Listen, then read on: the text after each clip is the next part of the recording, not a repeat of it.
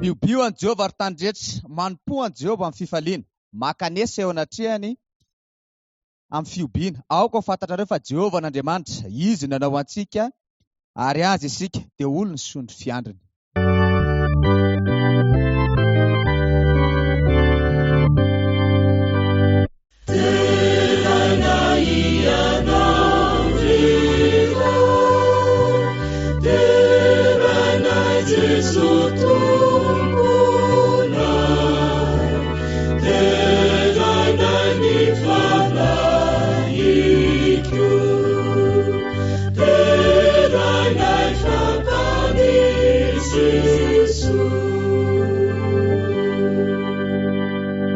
Vavaka isika, Andriamanitra rainay io mankasitraka anao izay noho ny fotoana izay mbola omenao anay androany. Misaotra satria nahatsapa ny fitahianao, nahatsapa ny fiarovanao sy ny fahasoavanao. Ary ankehitriny raha anao izao fampifahana izao izahay dia mangataka ny fanatrehanao feno tompo malala, ka ny fananao masina no hiasa ao anatinay tsirairay avy, hanokatra ny fo, ny saina, mba ahafahana mandray fampahirezana amin'ny fomba manokana amin'izao andro masina izao. Mangataka ny famelan-keloka avy aminao, ary ny voninahitra ane dia ho anao irery ihany izay nao hatramin'ny taloha ankehitriny ary mandrakizay, satria tononona sainga tany amin'ny anaran'i Jesosy ny vavaka. Amen.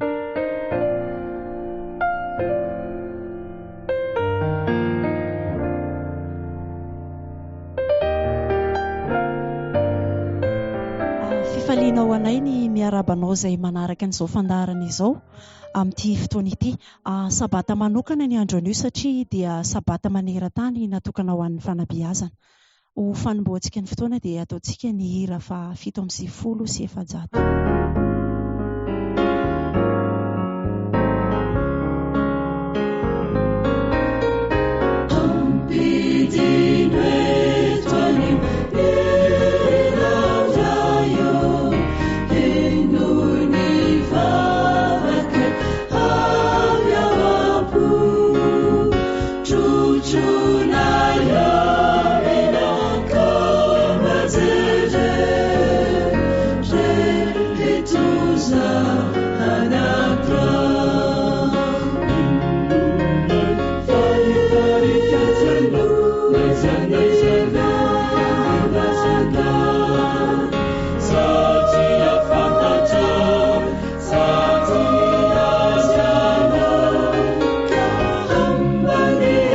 Ciao.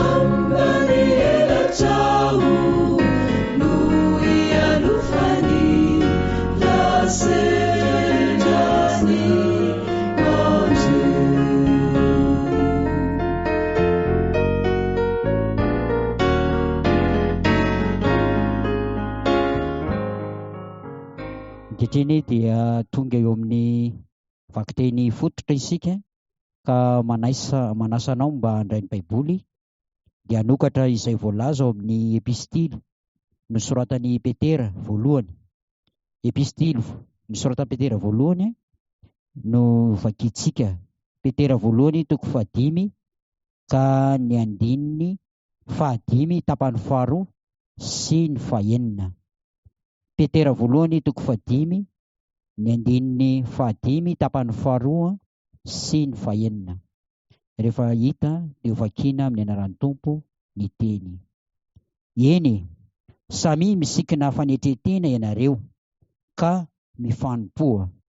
Fa Andriamanitra manohitra ny miavonavona fa manome fahasoavana ho an'ny manetritena. Koa amin'izany manetretena ambanin'ny tanamaherin'Andriamanitra mba hanandratana anareo amin'ny fotoan'andro. Manasanao andeha hivavaka androalika. Favaka rainay any an-danitra, rainay tsara, rainay amin'ny alalan'i Jesosy Kristy Tompo, ray tia anay, ray mpamonjy anay, ray mpahary anay. Amin'ity fotoana ity dia eo anatrehanao no hanolorana an'izany fankalazana izany. Ho anao ny tera, ny voninahitra, ny haja, ny fiandrianana, ny fitsarana, ho anao avokoa izany rehetra izany. Mandohalika izay, mandohalika eo anatrehanao satria omem-boninahitra ny anaranao amin'izao fotoana izao. Koa mangataka izay mba hoenonao ny vavaka ho asandratra.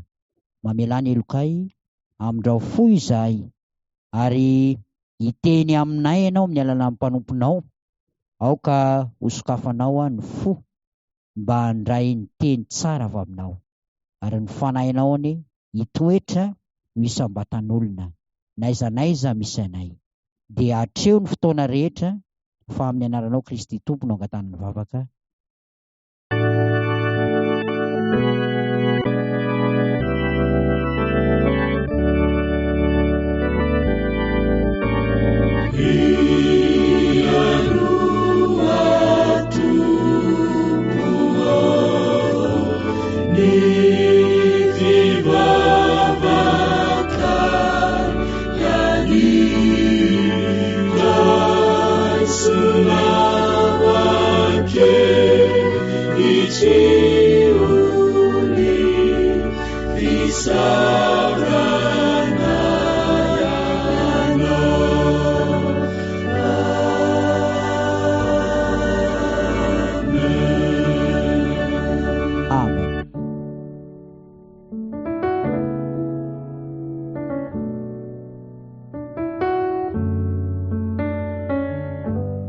Tonga manokana indray ao amin'ny fanompoam-pivavahana manokana ny fanatitra sy ny ampafolony. Izao no voalaza ao amin'ny Filipianina toko 4 ka ny andininy 12. Filipianina toko 4 ka ny andininy 12. Tsy filanjavatra nefa nanaovako izany, fa izao efa nianatra ny tsy herina na manao ahoana na manao ahoana. Mahalala ny hety aho ary mahalala ny tombo, naiza ary na amin'inona na amin'inona. Dia efa nampianarina ny hovoky sy honoana aho ary anambe sy alahelo, mahay ny zavatra rehetra aho ao amin'ilay mampahery ahy. Ry namana malala isany, manolotra anao indray ny tenin'Andriamanitra amin'ity androany ity, ny anoloranao tsara indrindra. Tsy mampianatra antsika nefa ety i Paoly izay nanoratra ny teny, ny amin'ny hoe azo atao ny miainao anatin'ny fantrana sy ny fahoriana. Tsy mampianatra anao hiainao anatin'izany izy, fa mampianatra anao kosa ny amin'ny fitantanana rabola izay tokony homenao amin'ny Tompo. Fa rehefa mahay miara-miasa amin'ny Tompo ianao, dia azon'ny Tompo atao no manonitra izay zavatra mety no eritreretinao. Ry havana malala any amin'ny ohabolana.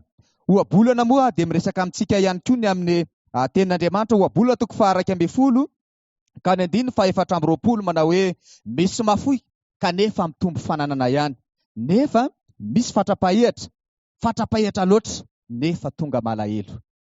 Ny zavatra tiana olazaina aminao, ilay Tompo ianao, mahay mahafoy, mahay manome, ary indrindra ao anatin'izany any amin'ny ny tenin'Andriamanitra na Malaki toko 7 ka ny andininy 10 dia milaza sy mampirisika antsika. Eto nareo ny 10 karena rehetra ho hatrany fireketako. mba hasiakanina ao an-tranoko. Aoka zany isika tsiraray avy hitondra izay notahian'Andriamanitra taminao. Inavy ireo karazana fitahiana notahian'Andriamanitra anao ento amin'ny trano fireketana izany. Ary ny ten'Andriamanitra dia milaza antsika ny amin'ny fanapitra dia tsara indrindra izany. Eto ny tsara indrindra ho an'i Jehovah. Ary ny fahafolokarena misy fitahiana ve voarakitra ao amin'ny boky fitanan-tsoratra ny amin'ny fitahiana niditra taminao. Hoenty zany eo amin'ny trano fireketan'ny Tompo fahombanao ny Tompo. Ary ny tiam-pamarana dia tiako ny ilaza aminao. Ary ny fahasarotana izay mety hianjady aminao avy aloha ny Tompo ho mpiara-miasa aminao. Dia hivavaka isika. Tompon'Andriamanitra masina tsara indrinan-danitro, te ho mpiara-miasa aminao izahay, te hiara-dalana aminao izahay. Ingany ny fitahianao sy ny fahasoavanao anaraka anay amin'ny androm-piainanay, ka amerina ireo fitahiana amin'ny ampahany ao amin'ny trano fireketanao tokoa anay izahay, ary alala tanana ary afoy ka ho mpiara-miasa aminao no fanarinay. Noho ny amin'ny anaran'i Jesosy. Amen.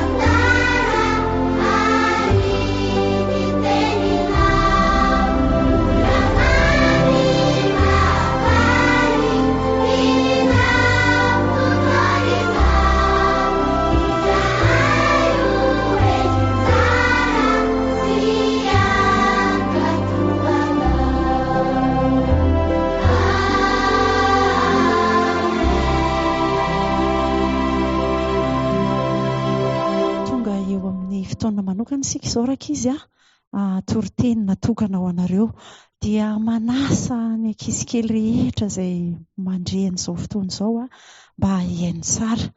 Indray andro rakizy raha nandehandeha tany anaty ala ny lehilahy anankiray. Izany ala izany raika izy azo be dia be izany tena tsy mifankahita mihitsy ny olona rehefa mandeha ao anatin'izany ala izany. Dia lasa tany ity lehilahy anankiray ity dia nahita zanaka voromahery, vorona ngeza be, zanany izany nianjera avy ao anatin'ilay trano tao anatin'ny akaniny. Rehefa nianjera raika izy ity vorona ity dia netiny nody, netiny taiza ary izy raha raika izy netiny tany anatin'ny tranona akoho satria manana akoho izy any an-tokantrano. Rehefa netiny nody ity zanaka voromahery ity raika izy dia nampiarahany niaraka nihinana, niaraka ny sakafo, niaraka tamin'ny akoho kely.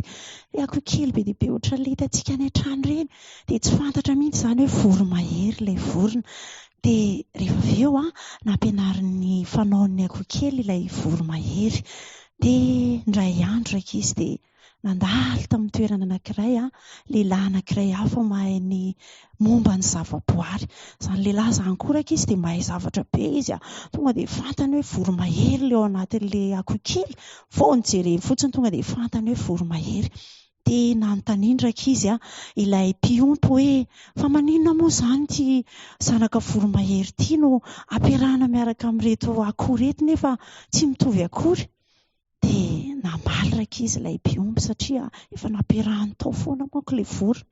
Dia namaly izy hoe hatramin'ny nanazarany sy nampihinanany sakafona akoho izy dia mbola tsy nianatra nanidina mihitsy izany zanaka vorona izany. Aloha izy zao ihany efa izay no nanazarako anazy dia tsy nianatra nanidina mihitsy nge izy tamin'ny fotoana nametrahako anazy tao dia efa tsy mahay an'izany vorona izany intsony izy fa aloha izy ao anatin'ny zanaka akoho ao Dia namaly raika izy ilay rangahy anankiray mahay ny zavaboary hoe kosa manana fonony voromahery ihany izy na dia efa ela ary ny toerany tao anatin'izany akoho izany dia ndao zarintsika izy andraso nge fa alaiko izy dia nasandra ny ambony raika izy ilay zanaka voromahery dia niteneniny hoe any habakabaka ianao ry voromahery fa tsy an'ny tany, velaro ny elatrao dia mandina. Sanganehana ihany raika izy ilay zanaka voromahery, gaga izy satria tsy fantany akory hoe iza marina moa izy ity fa dia nifangaro tao anatin'ny zanaka akoho tao izy ka izy nefa voromahery fa tsy zanaka akoho. Tsy fantany akory izay ho ataony.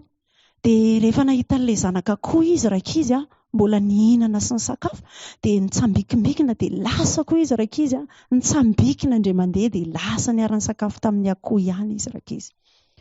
Indray andro indray dia nentin'ilay mpahay zavaboary fandroana izy nentiny tany an-tafotrano, nentiny niakatra tany ambony trano, tany an-tafotrano vao nijanona.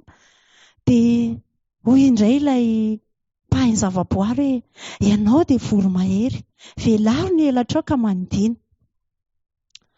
Natahotra nefa raika izy ilay voromahery satria zavatra tsy nahazatra azy hatramin'ny ainany mihitsy izany anidina izany. Dia nitsambikina indray izy dia tonga any amin'ilay sakafon'ny akoho dia niara-ny sakafo tamin'ny akoho indray izy. Ary noho ny farany raika izy dia nalain'ity mpahay zavaboary ity ilay voromahery ka noentiny lavitra dia lavitra. Tsy nijanona izy raha tsy tonga tany an-tendrombohitra anankiray.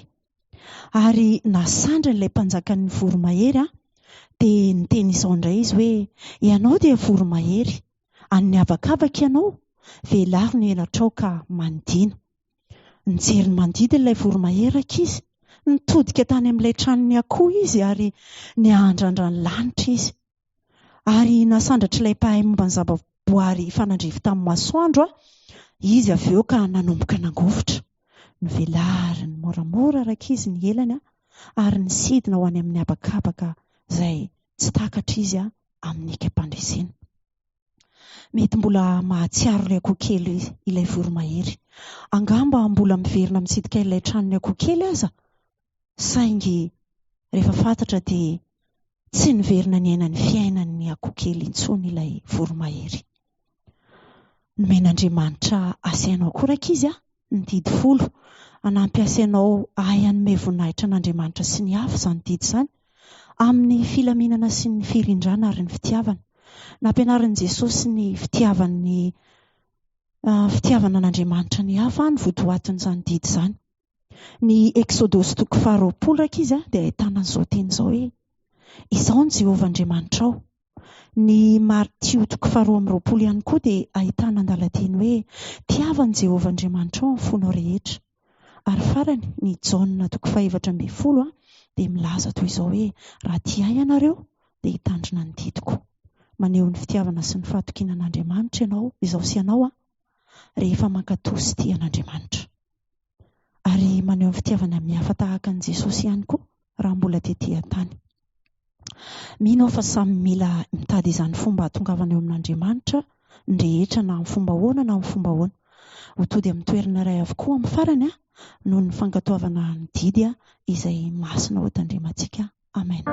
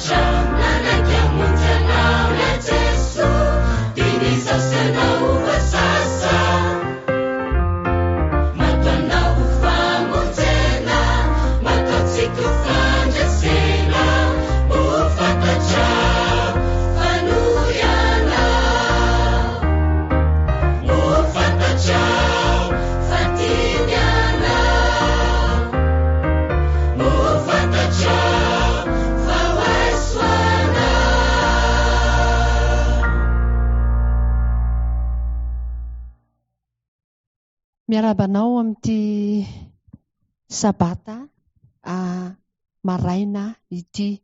Sabata manokana izay sabata maneran-tany ho an'ny fanabeazana. Misaotra anao satria tratra izany sabata izany. Misaotra an'Andriamanitra isika sy tratra izany sabata izany. Ary ndaontsika hiara hisaotra an'Andriamanitra amin'ny fomba manokana noho ny fitahiany antsika, ny fitahiana izay nomeny antsika ahafahana manokana fotoana androany. Manasa anao androany hanao fisaorana manokana an'Andriamanitra tamin'izay nataony teo amin'ny fiainanao nandritra ny herinandro, fisaorana sahadiny amin'izay efa ho ataony amin'ny herinandro avy na dia mbola tsy fantatritsika ara izany. Tadio ry hava-malala fa ny fahaizana misaotra sy mankasitraka an'Andriamanitra tahaka izany dia mitondra fahasambarana ao anaty ao. Ary mitondra fahasambarana sy mamelona fanantenana ary finoana mandrakariva ao anatitsika. Amin'ity andro ny fanabeazana kristianina ity androany dia andaontsika hiara hifantoka amin'ny lohahevitra anankiray manao hoe fanabeazana sy fankatoavana. Fanabeazana sy fankatoavana. Alohan'ny hidirantsika amin'ny fampaherezana ary ny amin'ny fifampizarana izay ho atao amin'ity sabata ity, dia manasanao nodrika ny lohanao nda ho hivavaka. Andriamanitra rainay io, misaotra noho ny fitahianao anay tamin'ny lasa, ny fitahiana nomenao anay androany, ary ny fitahiana izay mbola omenao anay ho amin'ny ho avy. Ankehitriny dia mangataka ny fananao masina ho ao anatin'ny tsirairay avy, ka anana fifantohana izahay amin'ny firesahana aminao amin'ity atoandro ity. Meteza ianao amela ny tsy fahamendrehanay, ary meteza hiteny aminay araka ny sitraponao, satria tononona saingatana aminaran'i Jesosy nivavaka. Amen. Teo amin'ny toerana fanetezam-bolo anankiray dia nisy soratra toy izao. Izany hoe mpanety volo izany ilay toerana, mpanety volona lehilahy. Dia izao ilay soratra: raha tianao vita tsara ny volonao dia atoloro an'ny mpanety ny lohanao, ka rao fotsiny izay zavatra sainy ataonao. Misaotra amin'ny fanajanao ny toromarika rehetra. Ry hava-malala, matetika ny vato lehibe misakana ny fitenin'Andriamanitra dia tsy izay ataon'ny hafa, tsy izay ataon'ny hafa, fa ny ataon'ny tenako mihitsy, ny ataonao mihitsy.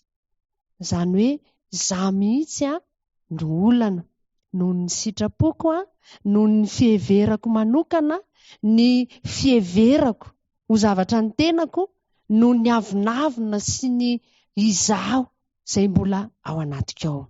Ary amin'ny mampanabe, raha mpitarika ny olana lehibe ho ahy dia izao tsy mety tarihana. Raha mpanabe ny olana lehibe ho ahy dia izao tsy mety beazina. Za tsy mety ho tarihana, tsy mety ho tarihan'ny fahendrena, tsy mety ho tarihan'ny lalàna, tsy mety ho tarihan'ny fandaminana, tsy mety ho tarihan'ny zava-misy, tsy mety ho tarihan'ny fanabeazana, tsy mety hiaino fa miziriziry manao ny tenako ho endry. Isika amin'ny mampanabe asika dia izao hoe tsy manabe ny ankizy, ny tanora, ny zaza fotsiny isika, fa isika ray aman-dreny mihitsy, isika koa dia mila beazina mba hahatonga antsika ho ray aman-dreny. Ary tadidio fa avy amin'ny fifandraisantsika amin'ireo zanantsika ireo, mila mandray fanabeazana amin'ireo zaza izay tezahintsika isika, mila mandray fanabeazana amin'ny tanora tarihantsika isika. Ary izay no tena atao hoe fanabeazana, satria amin'izy ireo mba hahatonga antsika ho ray aman-dreny, ho mpanabe mahomby dia izao: izy ireo mety hanabe antsika hitombo amin'ny fitiavana. Ny zaza mety hitarika antsika, hanabe antsika izy hitombo amin'ny fitiavana, hanabe antsika izy handray andraikitra, hanabe antsika izy hanana faharetana, hanabe antsika izy ahaiza antsika miaino ny hafa, hanabe antsika izy hanana fotsotra marina, hanabe antsika izy hanana fanetretena sy ny sisa be dia be. Ary tia ny tadidio fa rehefa mbola tsy mieritreritra fa tsy ny drafitra ny volavolaintsika isika, izay matetika no olana ao anatintsika mpanabe, ao anatintsika ray aman-dreny, ao anatintsika mpitarika, manana drafitra tsika ao anatintsika ao. Dia rehefa mbola tsy mieritreritra fa tsy ho drafitra eritreretintsika io isika, dia izao tadidio mikatona ny drafitra efa nomanin'Andriamanitra ho antsika tsirairay avy, satria Andriamanitra dia manana drafitra tsara indrindra. Izao ny voalazan'ny boky anankiray, mpanoratra anankiray dia manao toy izao hoe: eo anatrehan'ny fiovana hozy izy ny tena fanabeazana marina dia mifanaraka hatrany amin'ny drafitr'Andriamanitra. Inona moa ilay drafitr'Andriamanitra? Amerina ny tsara indrindra. Satria tany am-boalohany ny zavatra rehetra dia mitenin'ny Baiboly manao hoe indro tsara indrindra izany. Mifanaraka hatrany amin'ny drafitr'Andriamanitra dia ilay tao amin'ny sekoly etena. Tamin'ny andro voalohany nandray tari-dalana mivantana tamin'ny firaisana tamin'Andriamanitra i Adama sy Eva tamin'izany fotoana izany. Ry mpanabe namana, ry ray aman-dreny malala, ry havana mantsakaiza izay misehatra ao anatin'ny fanabeazana, mipitarika rehetra, raha tianao hanovanao Andriamanitra dia tsy maintsy hatomboka ao amin'ny fanoloran-tenanao izany. Tahaka ny faneken'ilay izay niditra tao amin'io mpanety volo io, nanaiky hanolotra ny lohany ho an'ny mpikarakara ny volo, dia tahaka izany koa tsy maintsy leferan'ny mpiety volo amin'izay tenen'ny mpanety volo mba hahatsara ny volony. Dia tsy maintsy ohatr'izay koa ny tsy maintsy ankatoavako ihany koa ny tenin'Andriamanitra. Satria ny tenin'Andriamanitra no tari-dalana tsara indrindra ahafahantsika manomboka manabe araka ny sitrapon'Andriamanitra ary tonga amin'ilay drafitr'Andriamanitra. Eo amin'ny fiainana kristianina dia izao hoe tsy izay tianao, izay tiako akory no mahasoa ahy, fa izay tian'ny Tompo atao amiko. Tsy izay tianao atao akory no mahasoa anao, fa izay tian'ny Tompo atao aminao. Satria tadidio fa Andriamanitra dia mpamorona. Andriamanitra no namorona ahy sy anao. Noho izany dia tompoko sy tomponao izy. Ny mahatompo azy dia midika ho fileferako sy ankatoavako azy. Ary ny fileferako sy fankatoavako an'Andriamanitra dia midikako fanetretena eo anatrehan'ilay Tompo sy Mpahary. Ary amin'izany fomba izany dia ny fankatoavana sy ny fahatahorana an'Andriamanitra no ahafahan'ny tokantrano, no ahafahan'ny sekoly mamolavola olom-pirenena vanona. Dia olona izay tena ilain'izao tontolo izao, izay tsy azo vidiana na amidy, olona izay marina sy mahitsy hatrany amin'ny ato fanahy lalina, ka tsy matahotra ny anonona ny fahotana amin'ny anarany. Lehilahy sy vehivavy izay matoky amin'ny adidiny tahaka ny fanondra varatra, ka vonona hijoro amin'ny marina hatramin'ny farany na dia hikory aza izao tontolo izao. Mazava ny voalazan'ny tenin'Andriamanitra araka ny vakiteny fototra izay novakitsika teo, dia manasa anao hanokatra ny tenin'Andriamanitra. Andao sika hiara-maky izay voalaza ao amin'ny Petera voalohany. Petera voalohany 5:5 tapany 2 sy ny 9. Andao vakitsika ny tenin'Andriamanitra amin'ny anaran'ny Jesosy irery ihany. Eny, samy misikina fanetretena ianareo ka mifanompo, fa Andriamanitra manohitra ny miavinavina, fa manome fahasoavana ho an'ny manetretena. Koa amin'izany manetretena ambany ny tanamaherin'Andriamanitra mba hanandratana anareo amin'ny fotoan'andro.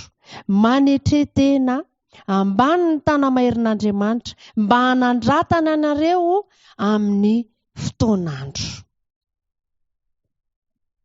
Ry havana malala, ry mpanabe isany, ry mpitarika isan-tsokadiny, taddio fa milanao Andriamanitra.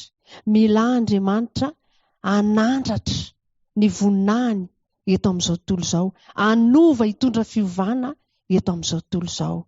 Dika izany dia izao miainga amiko mpitarika, miainga amiko mpanabe izany mba ho tafita amin'ireo taranaka aty aoriana.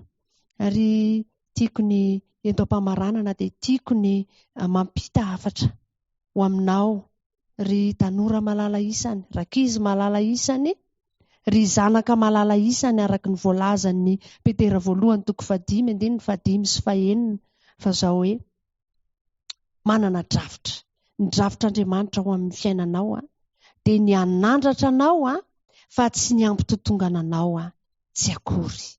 Anandratra anao araka voalaza teo amin'ny fotoan'andro izy, tsy ho andrasan'ny tompo amin'ny taona manaraka izany. Fa maninona moa raha mba amin'izao fotoana izao ankehitriny mitoera ho mpianatry Kristy ry zanaka malala isany, mitoera ho mpianatry ny tompo fa izy no ilay mpanabe tsara indrindra, miverena mianatra ny tenin'Andriamanitra, miverena eo an-tongotry Kristy amin'ny fandiniana ny tenin'Andriamanitra izay mitondra fanabeazana tsara indrindra ho anao. Dia anandratra anao izy amin'ny fotoan'andro, eny mety tsy ho lavo izany fa mety anio dia anandratra anao izy araka ny sitrapony. Ny planin'Andriamanitra ho an'ny fiainanao kosa ry ray aman-dreny malala isany, ry dada malala, neny malala, ry mpanabe isany, dia ny anandratra anao ho eo amin'ny avo fa tsy ny ampikirosofahana anao tsy akory. Be dia be ny toe-javatra izay hitantsika amin'izao fotoana izao, kanefa mila anao Andriamanitra ary manana planina tsara ho anao izy, manana drafitra tsara ho anao izy mba tsy kirosofahana ianao fa anandratra anao izy araka voalaza teo amin'ny fotoan'andro, tsy ho andrasany izany, tsy ho andrasan'ny tompo taona manaraka izany, tsy ho andrasan'ny tompo taona elabe izany, fa zao raha manaiky ianao amin'izao fotoana ankehitriny izao ary manasa anao be azo ao amin'Andriamanitra ny zanakao. Ianao no modely voalohany indrindra, manantona araka ny fampahirezana menanao teo, mandehana amin'ny fanetreteny, manaiky ho beazina mba hanaiky ho beazina araka ny sitrapon'Andriamanitra ireo zanantsika ireo.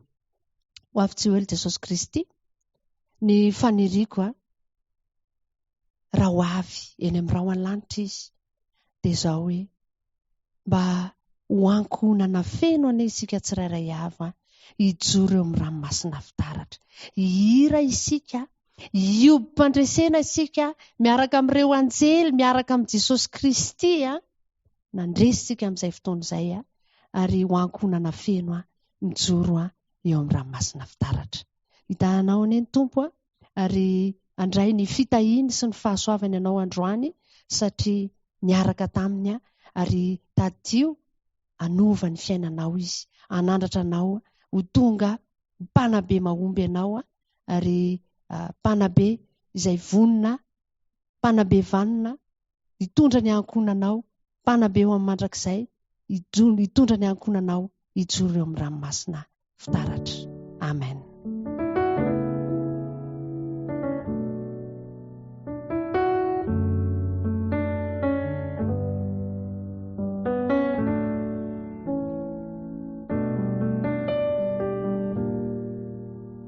Ho famaranantsika izao fandaharana fotoana manokana izao dia ataontsika ny hira fa 7:100.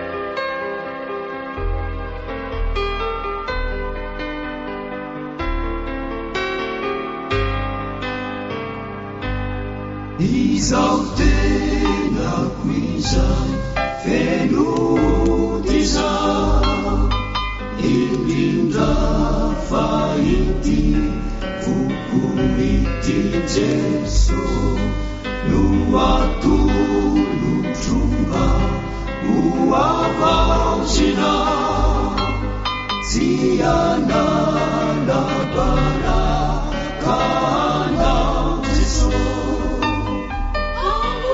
amboary Jeso ny fiainako ka fenona drefana tsasasy mendrika ny fisanasy ny fiteniko ekanena Jeso mba utuniana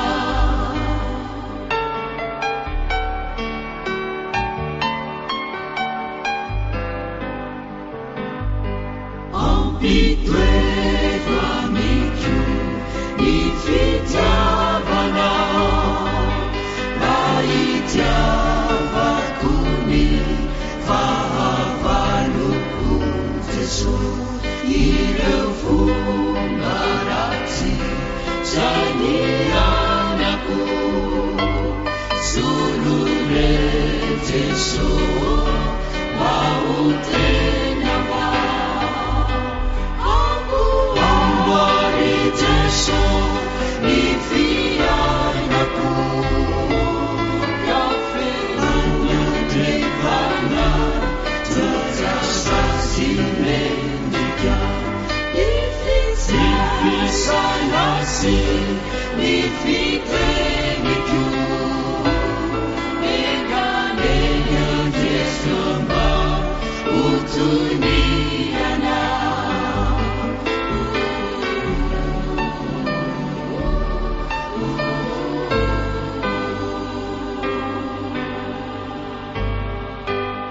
Mandrasanao ankehitriny hanondrika ny lohanao hivavaka isika. Dia rainay mandrakariva ny anaranao ray malala satria ianao ilay mpahary ny lanitra sy ny tany. Ianao ilay manana drafitra tsara indrindra ho anay dia mbola miteny sy mitondra hafatra ho anay androany. Saotra satria nampahery anay ianao fa ianao no mpanabe tsara indrindra. Amin'ity androany ity dia tia nanapa-kevitra izahay ny anaiky amin'ny fanetretena mba ho beazina ary mitalao miondrika ao tongotrao Jesosy Kristy ianao ilay mpampianatra tsara indrindra. Ampianaro izay mba ho mpanabe mahomby ireo zanakay, mba ho mpanabe an'izy ireo ka ahazo ny fiainana mandrakizay tsy misy ho latsaka an-dalana izay tsirairay avy. Ny fahasoavanao sy ny famotramponao anie no anaraka anay tsirairay avy mandritra ny androm-piainanay ary dia raina mandrakariva ny anaranao. Dia misaotra Tompo satria nonay fa miaino sy mamaly vavaka ianao amin'ny anaran'i Jesosy sy nononanay mivavaka. Amen.